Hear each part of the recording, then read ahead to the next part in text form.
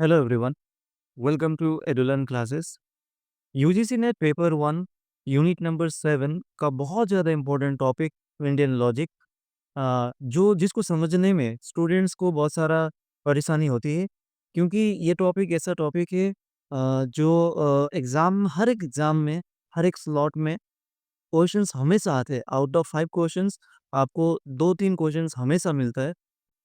Indian logic जो unit number 7 logical reasoning का one of the tough unit बोल सकते हैं, लेकिन उतना ही इम्पोर्टेंट यूनिट है। तो जो भी स्टूडेंट्स जो इस एग्ज़ाम को अपियर कर रहे हैं, वो ये टॉपिक को स्किप नहीं कर सकते हैं, क्योंकि यहाँ से कम आप मान के चलिए कम से कम 2 से 3 क्वेश्चंस हमेशा आता है। तो इसको पढ़ के जाना है, इसको क्लियर करके जाना है। लेकिन वही है कि आपको पहले समझना होगा कि कौन-कौन सी चीज़ आपको पढ़ना चाहिए यहाँ पे, और व्हिच आर द टॉपिक्स जो कि थोड़ा-सा मुश्किल होता है, और उसको थोड़ा-सा समझ के आप अगर जाएँगे तो वो थोड़ा-सा ईज़ी होगा। तो चलिए चलते हैं कि हमारा जो सिलेबस है उसके बारे में थोड़ा-सा जान लेते हैं। ये हमारा इंडियन लॉजिक का यूनिट नंबर 6 का जो इंडियन लॉजिक का पोर्शन है, उसका सिलेबस है। तो सबसे पहले आप यहाँ पे देख सकते हो, सबसे पहले यहाँ पे है Indian logic means of knowledge. उसके बाद प्रमाण, प्रत्यक्ष प्रमाण, अनुमान प्रमाण, उपमाना प्रमाण और शब्द प्रमाण। अर्थोपट्टी, अनुपलब्धि, ये भी 2 मीन्स ऑफ प्रमाण है। स्ट्रक्चर एंड काइंड्स ऑफ अनुमाना, व्याप्ति, हेतुभाषा, और ये हमारा सिलेबस, ठीक है? तो इसी सिलेबस को हर एक टॉपिक को हम थोड़ा-सा जानने का कोशिश करेंगे, और जो एग्ज़ाम में आएगा, जो मैं यहाँ पे बताऊँगा, उसका जो जितना भी एग्ज़ाम्पल्स मैंने यहाँ पे दिया है, वो प्रीवियस ईयर क्वेश्चंस को एनालाइज़ करके यहाँ पे दिया है। ये हमारा फर्स्ट टॉपिक है। तो अगर आप इंडियन फिलोसॉफिकल स्कूल के बारे में बात करें, तो इंडियन एंशिएंट एजुकेशन सिस्टम में, इंडियन फिलोसॉफी में जो स्कूल्स ऑफ थॉट है, उसको हम 2 डिवीज़न कर सकते हैं। एक होगा आस्तिक और एक होगा नास्तिक। आस्तिक का मतलब जो ऑर्थोडॉक्स थिंकिंग के जो स्कूल्स है, जो ये मानते हैं कि जो भी हम लोग कभी मतलब जो भी नॉलेज हमको मिलता है, उसका रीज़न सिर्फ़ और सिर्फ़ गॉड है, ठीक है? So it is already there, the knowledge according to them, according to the astika system, all the knowledge whatever we gain, uh, वो ऑलरेडी एग्ज़िस्ट करता है, और वो गॉड के थ्रू मिलता है। नास्तिक जो हेटेरोडॉक्स स्कूल्स ऑफ थॉट है, जो बोलते हैं कि जो हम कर्म करते हैं, जो हमारा कर्मा होगा, उसी से हम लोगों को नॉलेज मिलेगी। तो ऐसा नहीं है कि हम हर एक नॉलेज गॉड के ऊपर डिपेंडेंट रहेंगे, लेकिन ये मैटेरियलिस्टिक चीज़ों के बारे में ज़्यादा बात करता है, ना कि स्पिरिचुअल या भगवान के बारे में ज़्यादा बात करता है। मैं यहाँ पे बहुत ज़्यादा डिटेल में नहीं जाऊँगा, ये हमारा एजेंडा नहीं है। मैं जस्ट आपको एक ओवरव्यू दे रहा हूँ, ताकि आप लोग थोड़ा-सा अच्छे से पढ़ के जाइए इस चीज़ के बारे में। देखिए, स्कूल को फिर से 2 डिवीज़न में किया है, एक होगा एस्टिक और दूसरा होगा थीस्ट, ठीक है? एथिस्ट में आप देख सकते हैं, एक स्कूल है संख्या, न्याय और वैशेषिक। थीस्टिक जो स्कूल है, उसमें पूर्व मीमांसा, उत्तर मीमांसा और योगा। उसी तरीके से नास्तिक स्कूल को 4 डिवीज़न में डिवाइड किया है, बुद्धिज़्म, जैनिज़्म, चरवाक और आजीविका, ठीक है? बुद्धिज़्म को अगेन 3 आप डिवाइड में देख सकते हो, हीनयाना, महायाना और वज्रवायाना।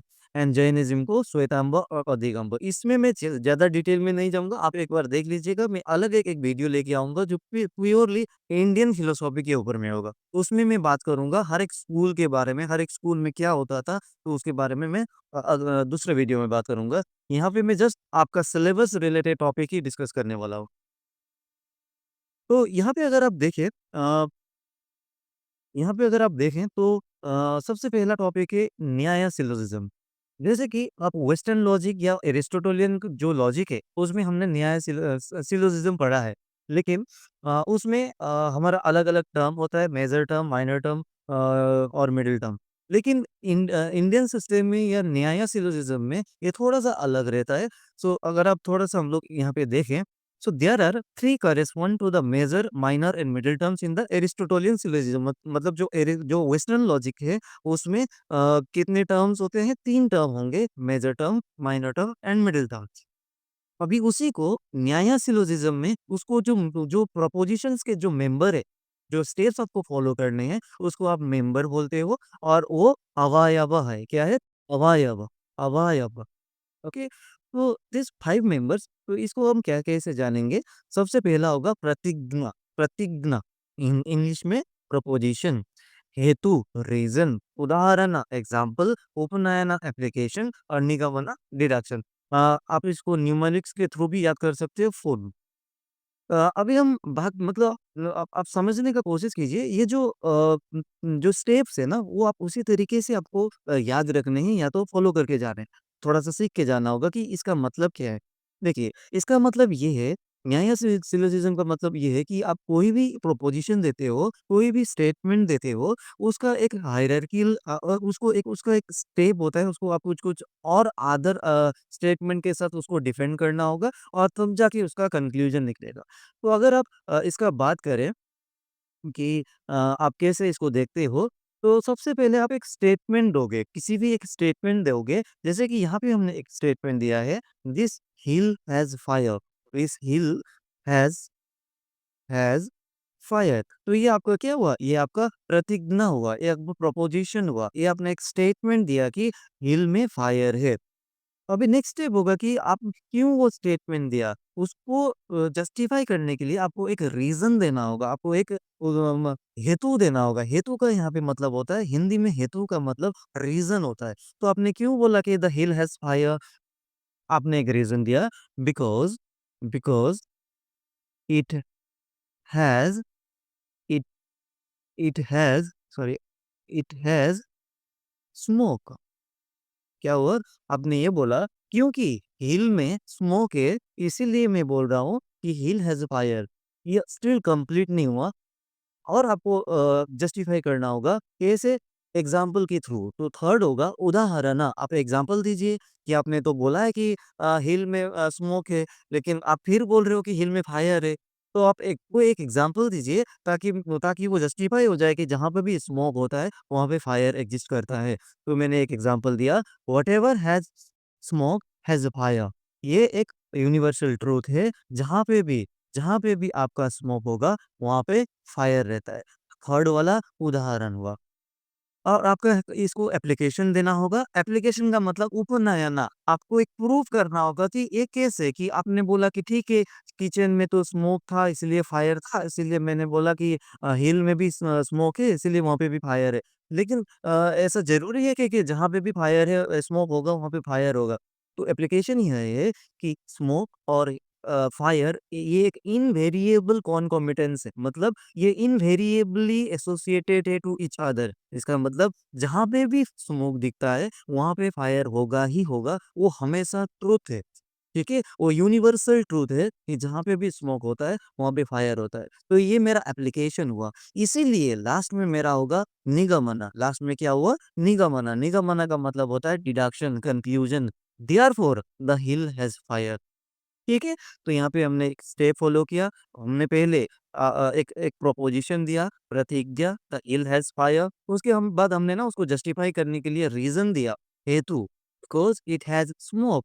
थर्ड हमने क्या बोला कि एक एग्ज़ाम्पल दिया कि जहाँ पे भी स्मोक होता है, वहाँ पे फायर होगा, दैट इज़ उदाहरण। हमने उदाहरण किचन का एक उदाहरण दिया, क्योंकि किचन में आग होती है और वहाँ पे हमको हमेशा वहाँ पे धुआँ होता है और वहाँ पे हमेशा हमको आग दिखाई देती है।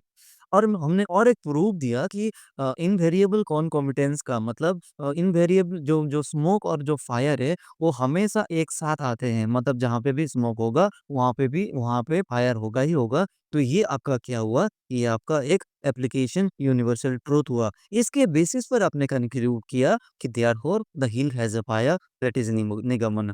तो आपको याद करने के लिए आप एक न्यूमोनिक्स याद कर सकते हो, प्रतिज्ञा, हेतु, उपनयना, उदाहरण एंड निगमन। सून, सून बोल के याद कीजिए। एग्ज़ाम में इसी तरीके से लिखिएगा और एग्ज़ाम में देखना कि यही एग्ज़ाम्पल उठ के आता है। ठीक है? ये आपका न्याय सिलोजिज़्म हुआ। अगर आप बोलो कि थ्योरी ऑफ नॉलेज, नॉलेज हमको कहाँ से मिलता है और इसका कंस्टिट्यूएंट्स क्या-क्या है? मतलब इसका ना कौन-कौन से वेरिएबल है या कौन-कौन से पार्ट्स है, कौन-कौन से पार्टिसिपेंट्स है, ठीक है? तो सबसे पहले होता है प्रमाता। प्रमाता का मतलब होता है the knower. The knower, the knower का मतलब है जिसको जिसको ज्ञान की जिसको नॉलेज है, जिसको नॉलेज है, मतलब जिसके पास भी नॉलेज है दैट इज प्रमाता। ओके, मतलब जो सपोज टू टीचर प्रमाता क्योंकि उसके पास नॉलेज है। प्रमेय मतलब नोएबल, जिसको आप जान सकते हो, जिसको आप सीख सकते हो, it is what, it is the, तो प्रमाता एक सब्जेक्ट हुआ, आप बोल सकते हो ये एक सब्जेक्ट है। सॉरी, ये एक ये एक सब्जेक्ट है प्रमाता, ये एक सब्जेक्ट है। और प्रमेय क्या है? प्रमेय एक ऑब्जेक्ट, ये एक ऑब्जेक्ट है। Pramana, pramana the process of knowing, the process of knowing, knowing ये आप कैसे उस चीज को सीखते हो, उसका उसका जो प्रोसेस है उसको आप बोलेंगे, बोलेंगे प्रमाणा। ठीक है। एंड द लास्ट वन, जो भी नॉलेज आप अचीव करते हो वो आपका प्रमिति होगा। प्रमाता द नोअर, जिसके पास नॉलेज है। प्रमेय, जो चीज के बारे में आप जान सकते हो। प्रमाणा, जो प्रोसेस होता है, जो जो आप सीख रहे हो उसका जो प्रोसेस होता है उसको आप प्रमाणा बोलोगे। और जब जो चीज आपने सीख लिया है, जो नॉलेज आपने अचीव किया है उसको आप प्रमिति बोलोगे। ठीक है। सो प्रमाता, प्रमेय, प्रमाणा एंड प्रमिति। नेक्स्ट, बहुत ज्यादा इंपॉर्टेंट, ये आपका Nyaya epistemology, how to get the knowledge, आपको नॉलेज कैसे मिलता है। तो जो न्याय सिलोजिज्म, जो न्याय स्कूल ऑफ थॉट्स है, उसके हिसाब से हमको नॉलेज, उन नॉलेज का सोर्स एक वैलिड सोर्स है, जो आपको उसको प्रमा बोलोगे। प्रमा मीन्स प्रूफ, जिसका प्रूफ है। ठीक है। और एक होता है इनवैलिड सोर्स ऑफ प्रमाना, जिसको आप बोलोगे अप्रमा, अप्रमा, अप्रमा मतलब ये आपका प्रूफ नहीं है। ठीक है। मतलब 100% ट्रूथ नहीं है।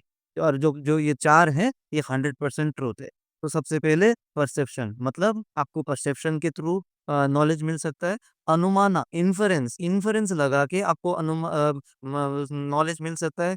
वो मानना, कंपैरिजन के थ्रू आपको नॉलेज मिल सकता है। शब्द, वर्बल टेस्टिमोनी, जो ट्रस्टवर्दी पर्सन होता है उसका जो यू नो वो जो भी बोलते हैं, जो भी टेस्टिमनी देते हैं, उससे आपको नॉलेज मिल सकता है।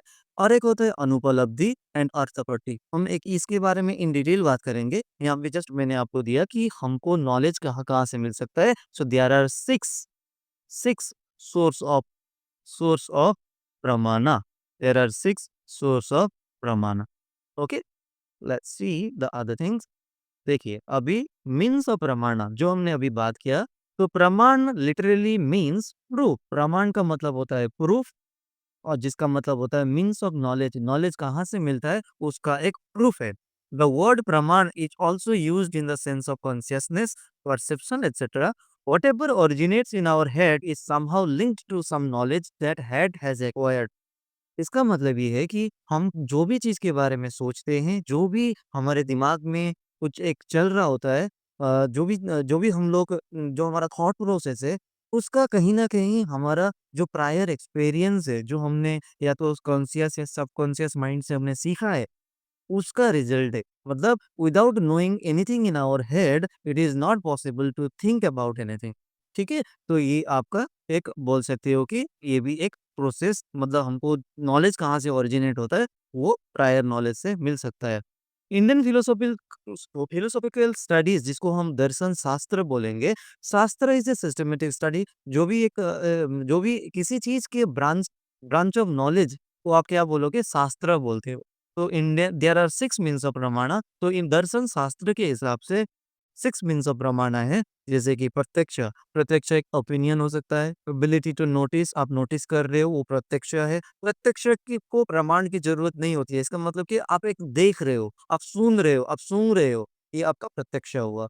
अनुमाना, inference, carry forward based on something, किसी के नॉलेज के आधार पर, किसी एक नॉलेज के आधार पर नए एक नॉलेज को डिराइव करना अनुमान होता है। उपमाना, कंपैरिजन, एक्ट ऑफ कंपेयरिंग, किसी एक चीज को कंपेयर करके दूसरा एक चीज के बारे में नॉलेज लेना, upamana. Arthapatti, implication, to ask, to demand, to claim. Anupalabdhi, non apprehension, non availability. Shabda, verbal testimony, valid knowledge. इसके बारे में और डिटेल में हम बात करेंगे आने वाले स्लाइड्स में। तो सबसे पहला होगा प्रत्यक्ष। सबसे पहला क्या है? सबसे first one, the first knowledge, the first source of knowledge that is pratyaksha. Okay, perception क्या है? This is perception. In English this is perception. So प्रत्यक्ष दो तरीके से हम डिवाइड कर सकते हैं। एक ऑर्डिनरी, ऑर्डिनरी का मतलब क्या है? लौकिक, लौकिक, जिसको हम साधारण भी बोलते हैं, साधारण, है ना? तो एक होगा एक्स्ट्रा ऑर्डिनरी, अलौकिक। अलौकिक का मतलब होता है extra ordinary. Okay, this is not साधारण, दिस इज असाधारण। क्योंकि साधारण का मतलब होता है जब भी हम having direct interaction of worldly object with our sense, जो हमारा सेंसरी ऑर्गन्स है, वो जो भी चीज कैच करता है, कैप्चर करता है, वो एक ऑर्डिनरी सोर्स ऑफ नॉलेज है। ठीक है? वो ऑर्डिनरी प्रत्यक्ष है। इसका मतलब देखो, आपको अगर किसी चीज़ के बारे में हम देखते हैं, किसी चीज़ के बारे में हम सुनते हैं, इसमें ज़्यादा एफर्ट नहीं है, ये सब लोग देखते हैं, that's why it is ordinary. ये आपने कुछ एक्स्ट्रा ऑर्डिनरी काम नहीं किया है।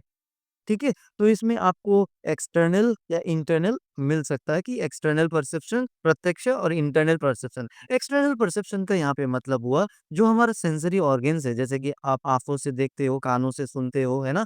तो कुछ एक स्मेल लेना, कुछ एक टच, है ना? जो आप टच लैंग्वेज बोलते हो, ये सारा आपका एक्सटर्नल परसेप्शन हुआ। इंटरनल का परसेप्शन होता है एंगरनेस, पेन, हैप्पीनेस, ये आपका इंटरनल परसेप्शन हुआ, इंटरनल प्रत्यक्ष हुआ। एक्स्ट्राऑर्डिनरी मतलब having direct interaction of worldly object with our sense. तो सामान्य लक्षण, ज्ञान लक्षण और इंट्यूशन, ये आपका एक्स्ट्राऑर्डिनरी परसेप्शन हुआ। इसमें और ज्यादा डिटेल पे जानेंगे। प्रत्यक्ष परसेप्शन, प्रत्यक्ष perception. So it is the first source of knowledge. Gautama, Rishi Gautama defines perception as non-erroneous cognition which is produced by the contact of sense organs. ठीक है, जो भी हमारा सेंस ऑर्गन्स है उसके द्वारा जो भी हम कॉग्निशन मिलता है, जो भी हमारा मेमोरीज क्रिएट होता है, उसको आप एक्सटर्नल, उसको आप परसेप्शन बोलोगे। उसमें जो एक्सटर्नल परसेप्शन है, इसका मतलब cognition of sense objects, namely जो साउंड होगा, जो touch, form, taste, smell by ear, skin, eyes, tongue, nose, तो ये हमारा जो भी सेंसरी ऑर्गन से आपको एक्सपीरियंस मिलता है, उसको आप एक्सटर्नल परसेप्शन बोलोगे। When the sense organs contact their respective objects then the pratyaksha knowledge takes place. Internal perception means direct and immediate cognition of pain, pain होना, pleasure, love, anger, knowledge etcetera in and by our hand, mind. तो ये आपका internal प्रत्यक्ष हुआ। जो extra ordinary perception है, जो हमारा एक्स्ट्रा ऑर्डिनरी परसेप्शन है, असाधारण, इसको आप सामान्य लक्षण बोलते हो। सामान्य लक्षण फर्स्ट एक डिवीजन है। देखो, सामान्य लक्षण का मतलब होता है कि किसी एक पर्टिकुलर छोटे नॉलेज के बेस पर छोटे नॉलेज के बेस पर आगे बढ़ना, मतलब आपका कंप्लीट नॉलेज यहाँ पे नहीं होना। ठीक है, दैट इज सामान्य लक्षण। छोटे से नॉलेज के बेस पर आप एक बड़ा कुछ सोच रहे हो, this that's why it is extraordinary. ठीक है? ज्ञान लक्षण, it is the complicated perception through association. Here an object is not directly presented to a sense organ. कोई भी ऑब्जेक्ट डायरेक्टली सेंस ऑर्गन के साथ प्रेजेंट नहीं किया जाएगा, but it is revived in memory through the past cognition of it and is perceived through the representation. इसका मतलब ये आपको जो भी मेमोरी में रहते हैं, जो हमारा अभी अभी के टाइम में एक करंट सिनेरियो में कोई भी ऑब्जेक्ट को आप सेंस ऑर्गन को डायरेक्ट रिप्रेजेंट नहीं कर रहे हो, लेकिन but it is revived in memory, जो हमारा मेमोरी में रह गया है, उसके थ्रू जो पास्ट कॉग्निशन है, जो पास्ट मेमोरीज है, उसके थ्रू आपको ज्ञान लेना, तो उसको आप बोलोगे ज्ञान लक्षण। मतलब ज्ञान का मतलब ज्ञान आपने एक्वायर किया है, पहले आपको कहीं से एक्सपीरियंस हुआ है, पहले आपको कहीं से उस चीज को एक्सपोजर आपको मिला है, उसके बेसिस पर आप आगे बढ़ना, उसके बेसिस पर और नॉलेज लेना, वो आप बोलोगे ज्ञान लक्षण। योगाजा रिसेप्शन परसेप्शन, ठीक है, yogaja perception, it is intuitive and immediate perception of all objects past and present and future possessed by the yogis through the power of meditation. तो जो मेडिटेशन के थ्रू, जो योगा के थ्रू जो भी नॉलेज मिलता है, आप ध्यान के थ्रू आप जो नॉलेज एक्वायर करते हो, जैसे कि हम कभी-कभी टेलीविज़न वगैरह में देखते हैं, और मतलब आप कभी बुक पढ़ोगे तो सुनाई देता है कि बहुत टाइम तक योगीज़ क्या करते थे, योगा करते थे और उसके थ्रू बहुत ज़्यादा आपको नॉलेज मिलता था। तो अब मेडिटेशन के थ्रू या योगा के थ्रू जो भी आपको नॉलेज मिलेगा, वो आपको क्या होगा, योगाजा या योगा परसेप्शन। तो प्रत्यक्ष को हमने एक कैसे डिवाइड किया है, एक्स्ट्रा ऑर्डिनरी एंड ऑर्डिनरी। जो एक्स ऑर्डिनरी होगा वो एक्सटर्नल, जैसे कि जो भी हमारा सेंस ऑर्गन से डायरेक्ट एक्वायर होता है। इंटरनल प्रत्यक्ष का मतलब होता है कि आप अपना पेन, एंगर, जो हैप्पीनेस, ये सब आता है। और एक्स्ट्रा ऑर्डिनरी का मतलब होता है सामान्य लक्षण, छोटे नॉलेज के बेस पर आपको बड़ा नॉलेज एक्वायर करना। ज्ञान लक्षण, ज्ञान लक्षण का मतलब होता है जो आप पास्ट एक्सपीरियंस, पास्ट नॉलेज के बेस पर और आप आगे सीखना। और इंट्यूशन का मतलब होगा योगा या मेडिटेशन के थ्रू आपको परसेप्शन मिलना। ठीक है? तो ये आपका फर्स्ट सोर्स ऑफ नॉलेज हुआ। तो ये हमारा आज की क्लास के लिए अ, हमने क्लासेस होंगे, उसमें मैं आपको बताऊँगा। बाकी जो अनुमाना है, उपमाना, शब्द, ये सारे चीज़ के बारे में डिस्कस होगा। अर्थपट्टी, अनुपलब्धि के बारे में भी डिस्कस होगा। अनुमान का एक अलग सा सिलेबस है, जैसे कि structure and kind of anumana inference है, तो इसके बारे में और ज़्यादा बात करेंगे। व्याप्ति, हेतुभाषा, ये भी एक अलग टॉपिक है। तो यहाँ पे 2-3 वीडियोज़ और बनेंगे। चैनल के थ्रू आप देख देख सकते हैं कि you can join our classes. Uh, I will share the group link. You can join using that link, and you can join our interactive sessions also. And you can join the group, and where I will update all the details. You can share this video as well. And I hope this was informative. And thank you so much for you listening. Thank you.